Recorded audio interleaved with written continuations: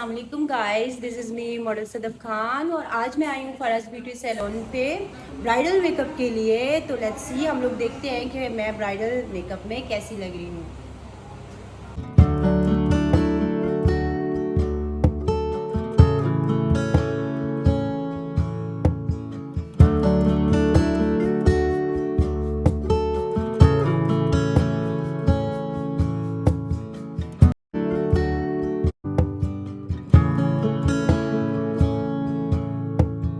अस्सलाम वालेकुम, कैसे हैं? उम्मीद है सब खैर खैरियत से होंगे। आज हमारी एक और मॉडल बड़ी प्यारी सी, और इनके ऊपर जो है वो इनका भी डार्क सर्कल्स थे, उसके ऊपर हमने लगाया डार्क कंसीलर, और उसके बाद हमने इनके ऊपर भी बेस लगाई, लिक्विड फाउंडेशन हमने लगाई, इनको स्वीट टच की और आइवरी शेड हमने इनके ऊपर अप्लाई किया, और उसको अच्छे तरीके से आपने ब्लेंड कर लेना है। लिप्स के पास भी अच्छा सा आपने लिप्स के अंदर ज़ुबान को रखवा के फिर वहाँ पे आपने प्रॉपर ब्लेंडिंग करनी है, ताकि आपकी बेस जितनी अच्छी होगी उतना अच्छा आपका मेकअप होगा, उतना प्यारा होगा। ये एवलाइन का कंसीलर है कि अगर आपका डार्क सर्कल वहाँ पे क्रेलॉन की स्टिक या उसके साथ कोई भी आप प्राइमर यूज़ करते हैं, उसके साथ भी आपको लग रहा है कि डार्क एरिया लग रहा है, तो फिर आप एवलाइन का बहुत ही अच्छा जो है वो प्राइमर है, आइज़ को जितने भी डार्क सर्कल्स हैं उसको कवर करता है। आप एज ए कंसीलर भी इसको इस्तेमाल कर सकते हैं।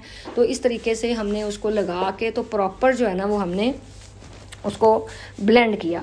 बेस के साथ आपने इसको ब्लेंड करना होता है, ताकि ये ना हो कि ऊपर वाला आपको अलग लगे चीज़, नीचे वाली आपको अलग लगे। ये बड़ा ख्याल और ख़ास ध्यान आपने रखना है। स्वीट टच का ही हमने आज पाउडर इनको इसके ऊपर इस्तेमाल किया है।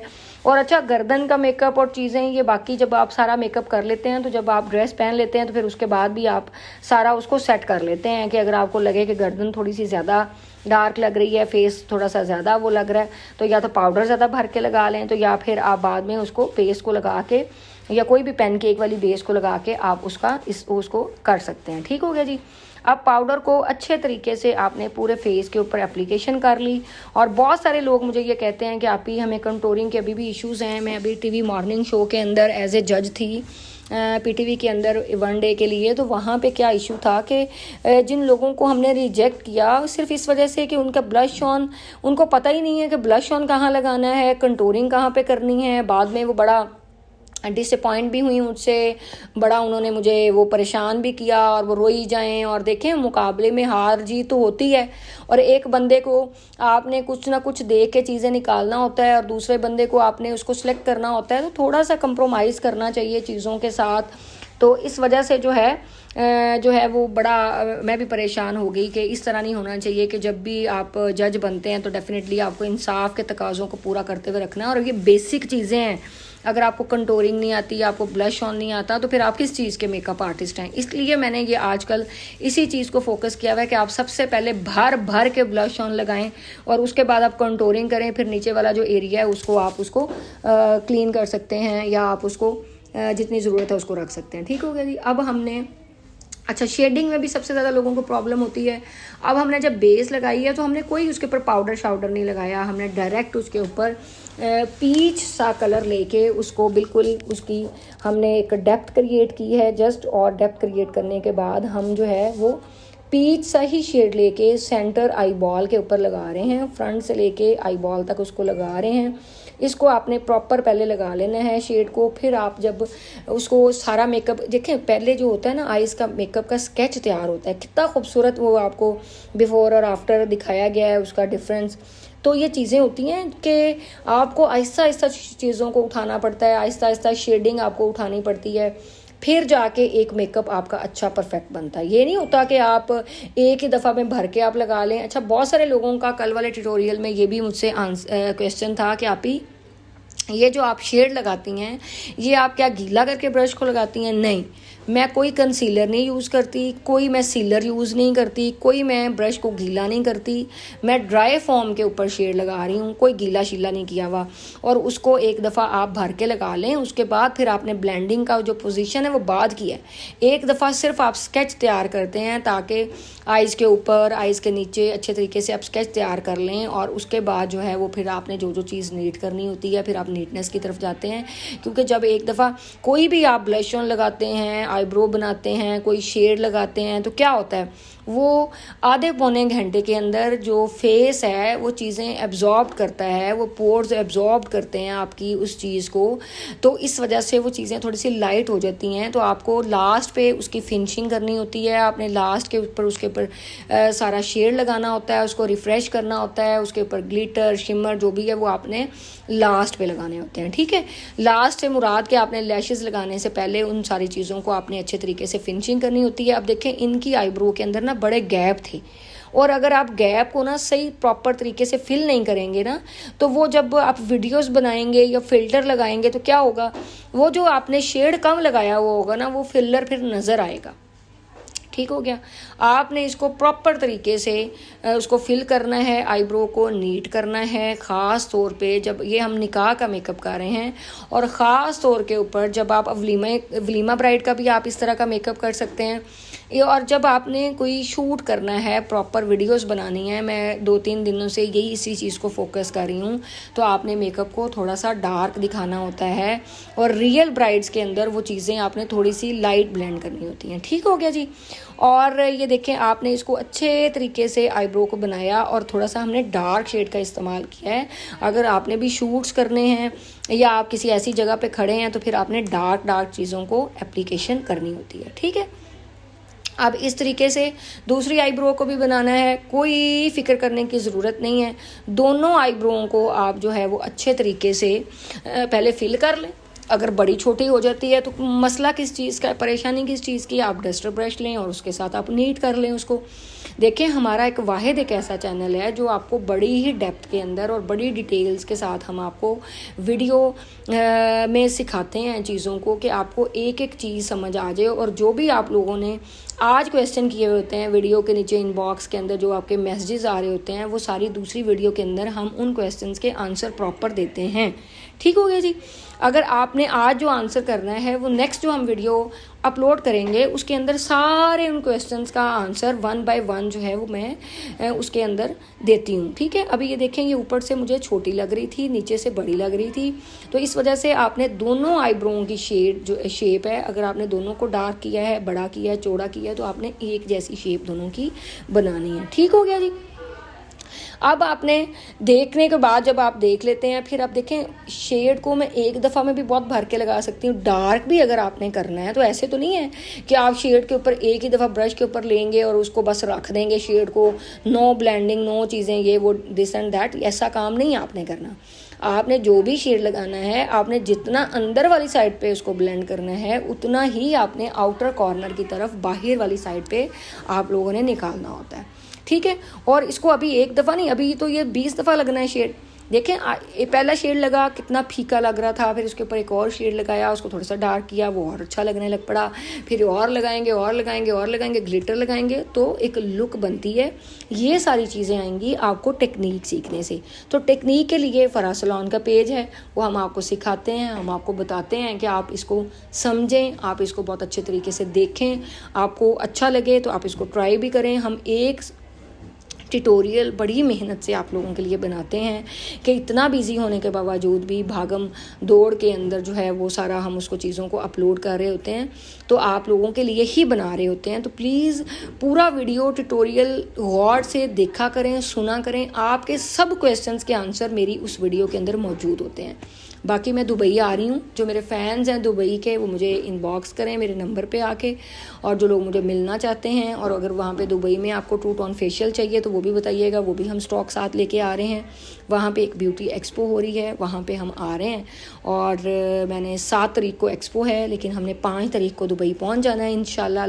और जो लोग मिलना चाहते हैं वहाँ पे और ट्रू टोन ख़रीदना चाहते हैं वो भी अभी से हमें इनबॉक्स कर दें। और 7 को हमारा दुबई में एक्सपो है, ब्यूटी एक्सपो, और 5 तारीख को मैं इंशाल्लाह वहाँ पे पहुँच जाऊँगी। तो फिर जो लोग ट्रू टोन लेना चाहते हैं, ट्रू टोन की जो चीज़ें लेना चाहते हैं फेशियल के हवाले से, फेस वॉश, सीरम, जितनी ब्राइटनिंग हमारी चीज़ें हैं सारी रेंज, वो कंप्लीट हमें अपने ऑर्डर्स बुक करा दें तो मैं वहाँ पर लेती आऊँगी, तो उनके हैंड ओवर हम कर देंगे।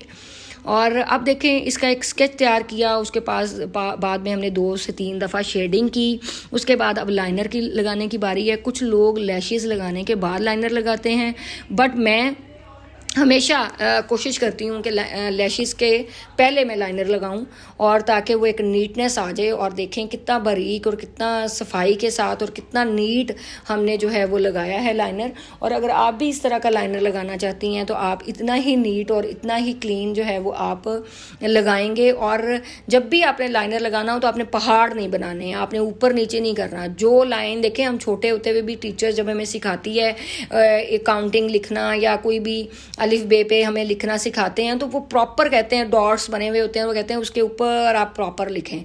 तो आहिस्ता आहिस्ता करते करते एक दफ़ा हमारा गलत होता है, दूसरी दफ़ा, तीसरी दफ़ा, फिर प्रैक्टिस के बाद वो हमारा जो अलिफ बे होता है बिल्कुल नीट हो जाता है। सेम लाइक वही चीज़ें हैं, इसके अंदर कोई रॉकेट साइंस नहीं है कि हम बहुत मुश्किल काम सिखा रहे हैं या आप लोगों को बहुत मुश्किल लग रहा है ऐसा सीखना। ये बड़ा इजी मेथड है। अब देखें, हमने जो आई बॉल का सेंटर वाला पार्ट है उसके नीचे हमने हल्का सा लाइनर ब्रश लगाया, और लाइनर ब्रश ये देखें वही एक्वा हमने लगाया जो आंखों के ऊपर लगाया, वही हमने नीचे लगाया।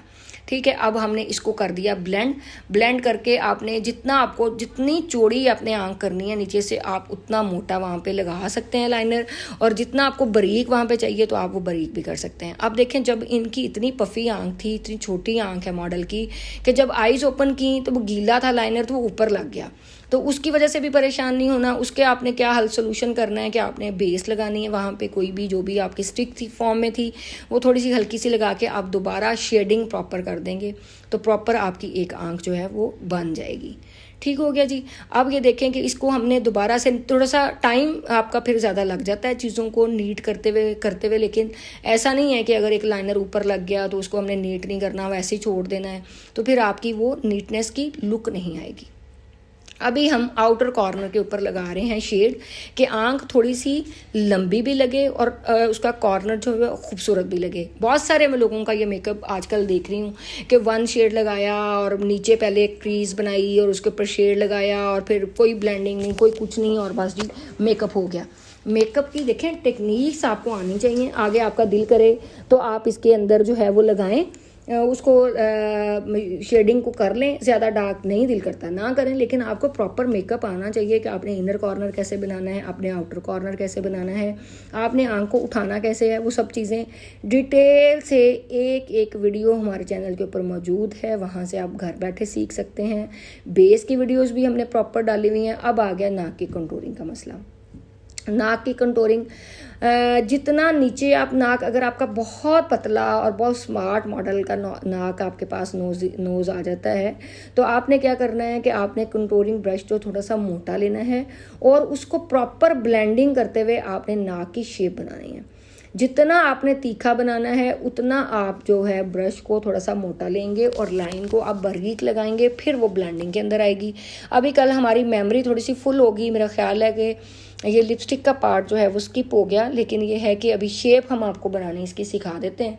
शेड थोड़ा सा पहले लगा लिया क्योंकि आपको पता है एक आई भी, ये मॉडल बहुत लेट थी हमारे पास, तो 8 बजे हमारा सैलून बंद हो जाता है, तो जिसकी वजह से फिर स्टाफ को भी रोकना, जो लोग वीडियोस बना रहे हैं उनको भी रोकना, शूट भी करना, एक बड़ा लंबा चौड़ा जो है ना वो प्रोसेस हो जाता है। तो फिर उन चीज़ों को ज़रा मैनेज करना थोड़ा सा मुश्किल हो जाता है कि अगर आप रिलैक्स होकर कोई काम करते हैं तो फिर वो ज़्यादा अच्छे तरीके से मैनेज हो जाती हैं, वीडियोज़ भी, चीज़ें भी सारी।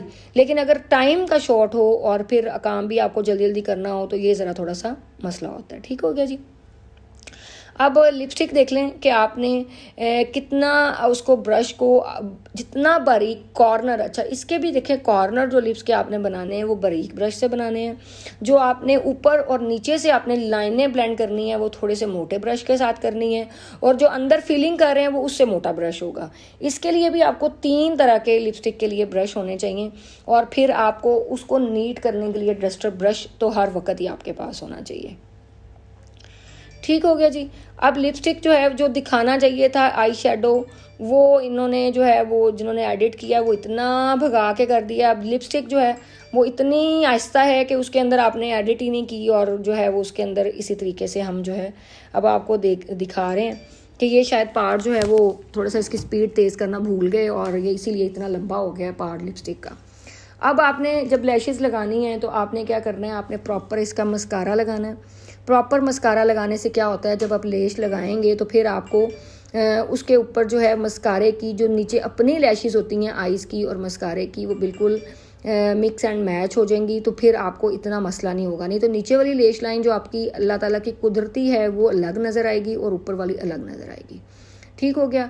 अब आप देखें कि जब आप मस्कारा लगा हुआ होगा, अभी हमने दोबारा से मस्कारा नहीं लगाया लेकिन वो लेश बिल्कुल एक्यूरेट उस लेश के साथ मिल रही है।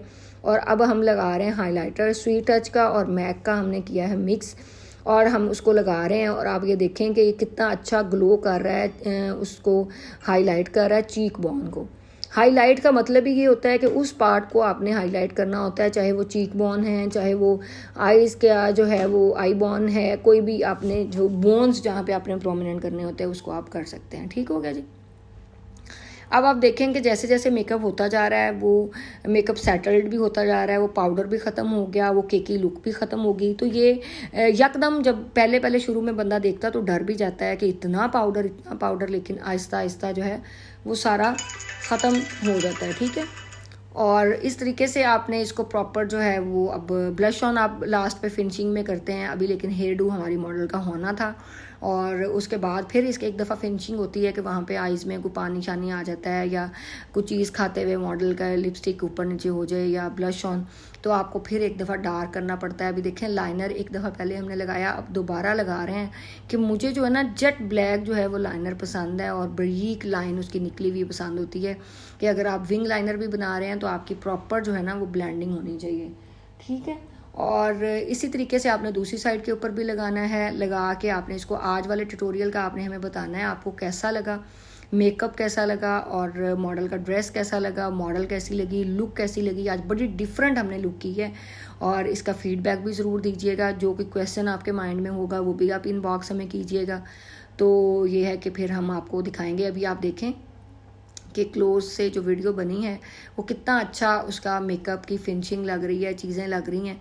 तो आप भी ज़रूर इस तरह के मेकअप को ट्राई कीजिएगा। आप निकाह लुक भी इसके ऊपर कर सकते हैं और वलीमा लुक भी कर सकते हैं और फिर अपना फीडबैक मुझे लाजमी दीजिएगा कि आपको कैसा लगा। ठीक हो गया।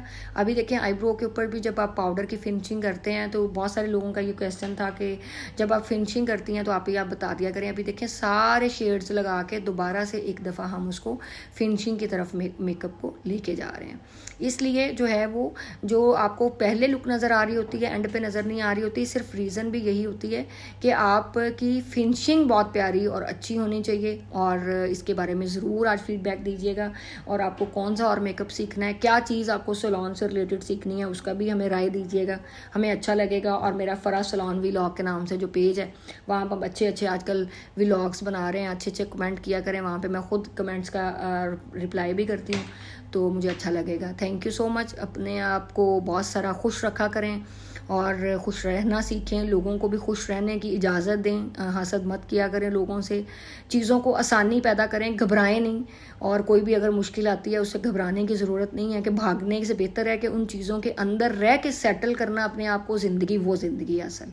ठीक है। चीज़ों से भागना, चीज़ों को वो करना तो वो ज़रा मुश्किल होता है। इसलिए एक दिन मेकअप अच्छा नहीं होगा, दूसरे दिन नहीं होगा, 10वें दिन डेफिनेटली बहुत अच्छा आप मेकअप कर सकेंगे और बहुत अच्छा कर भी रहे हैं हमारे लाखों स्टूडेंट जिनको हमने सिखाया।